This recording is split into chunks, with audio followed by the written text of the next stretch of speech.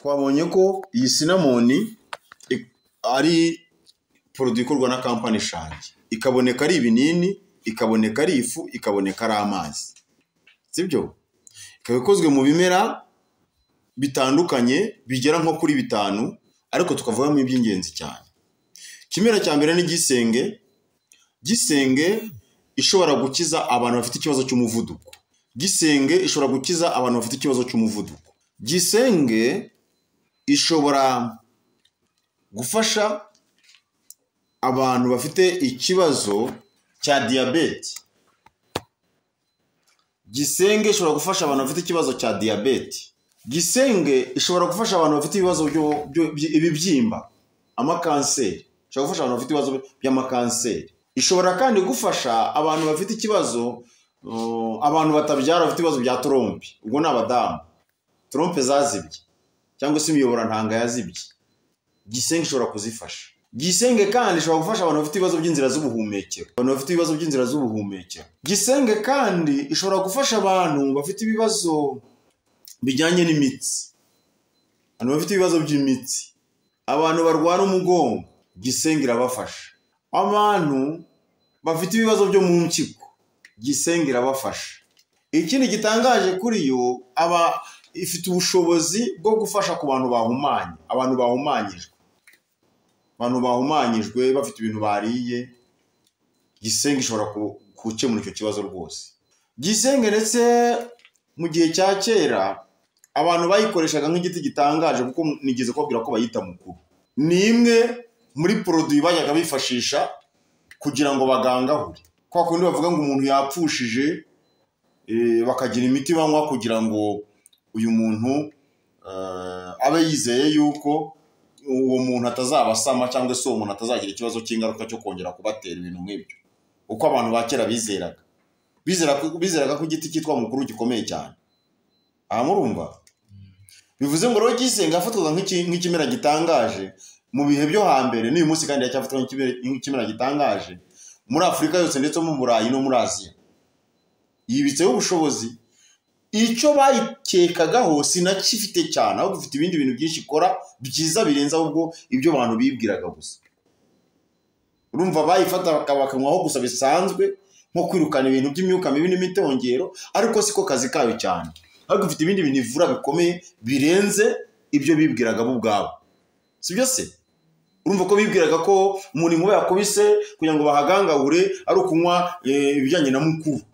Hanyuma ukakuba mukanywa ukirenza ukanahatera, ubwo bikaba birakemutse. Ariko urumva ntabwo ari cyo mukuru cyangwa se gisenge yari igamije. Ntabwo ari cyo yari igendereye. Ifite ibindi bintu ivura birenze ibyo ngibyo by'imitongero. Ibyo by'imitengero n'utwo bivugiraga dusanzwe. Sibyo? Hanyuma gisenge wayivuga bwakwira bugacya.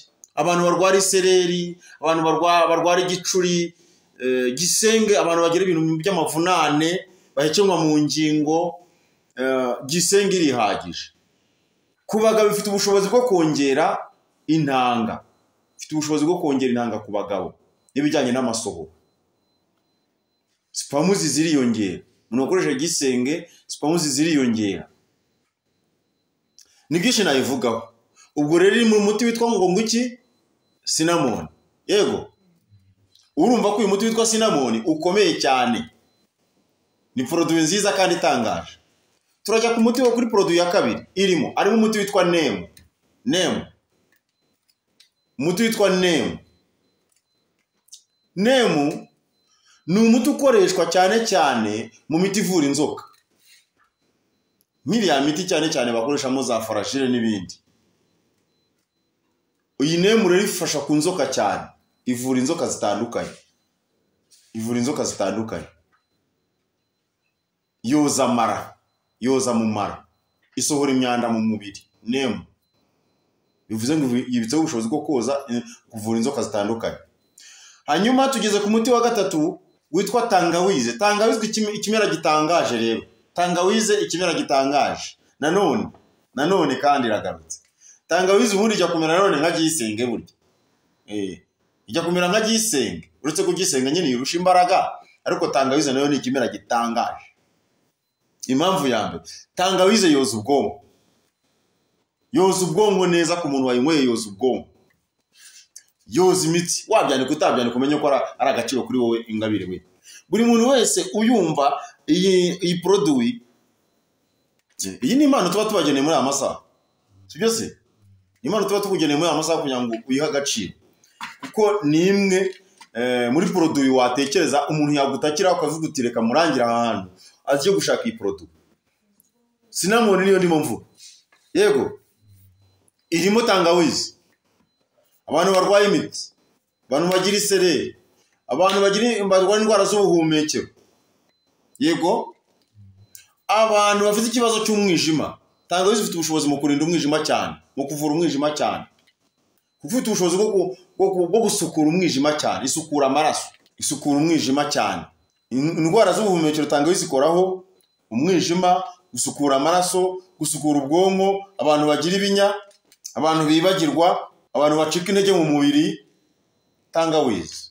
Aha, nagiye mvuga ngo ndavuga nkeya cyane muri produit dufite aha ngaha, sibyo se? Cinnamon turimo kuvuga ibi produit ziyigize zimwe muri nkeya, ariko turakubwira nkeya cyane. Hazamo shubiri, ntabwo uzambaza ngo nashyizemo urugero rungana gute.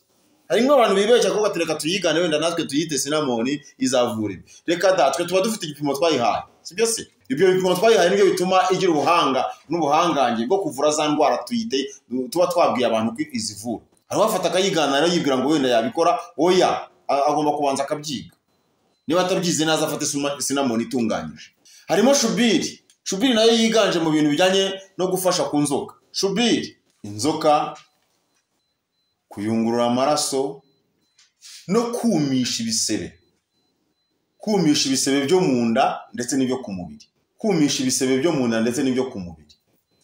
Shubiri. Iyi shubiri yo ifite ubushobozi bwo gukora nko ku ndwara nka 300. Nka 300. Bivuze ngo rero za zindi twavugaga zose nayo izigarukaho. Yego. Bivuze ngo rero shubiri ni nziza. Hakazamo tonkati. Tonkati. Ubwo ndavuga Cinnamon biyigize. Tonkati ifasha abantu bafite ikibazo cy'imyororokere cyane cyane abagabo. N'abantu barengeje imyaka 35 mu kuzamuka hejuru. Iyi tonkati irabafasha cyane ku ndwara z'imyororokere. Indwara z'imyororokere.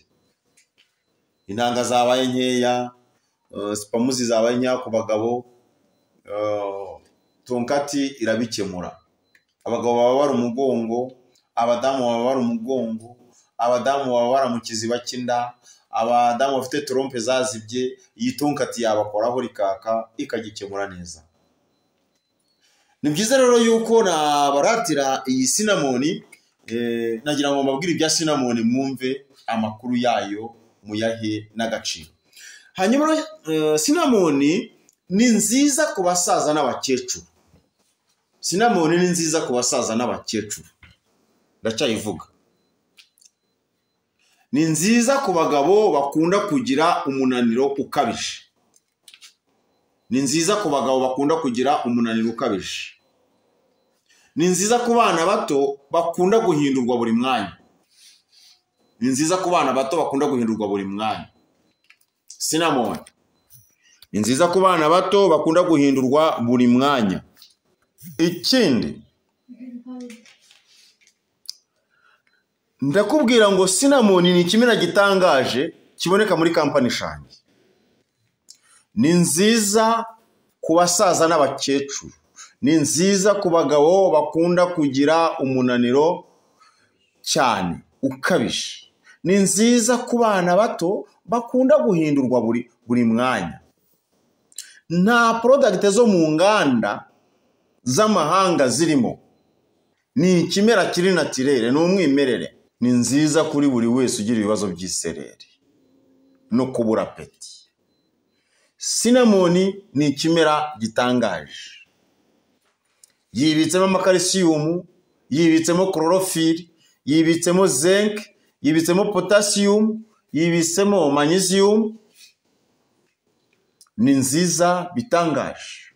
Ifitemo intungamubiri ziboneka mu isombe, ifitemo intungamubiri ziboneka muri karoti, ifitemo intungamubiri ziboneka muri betarave, ifitemo intungamubiri ziboneka mu ipapayi, ifitemo intungamubiri ziboneka mu bunyobwa, ifitemo intungamubiri ziboneka muri tungurusumu. Bivuze ngo cinnamon ni ikimera gitangaje. Ndakigukundishije. Murakoze cyane. Hanyuma ndumva ndongera nabibabwira namwe ubwanyu, uzabishaka akumva ashaka kuyimenya neza, ushobora no kuzaduhamagara kuri nomero zacu, ukampamagara ukambaza, sibyo se? Muganga Victor ndahari.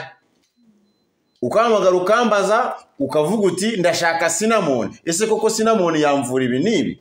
Ukambaza. Kubatayizi ushobora kuba utanayizi, unayifite aho ngaho ariko utari ubizi ko iyo nomero yifite. 078 540 82 52. Uzayihamagara cyangwa se uzahamagare Tigo 0722 50 82 52. Icyo gihe numpamagara nzagufasha kubijyanye n'uburyo wabasha kwivura ukoresheje ibimera. Hanyuma uyu mwanya ndatanga n'umwanya kugira ngo buri wese ushaka azi kumbaza, hanyuma noneho dukomeze icyigisho cyacu. Murakoze cyane. Ndumva kuri buri wese afite uburenganzira bwo kumbaza.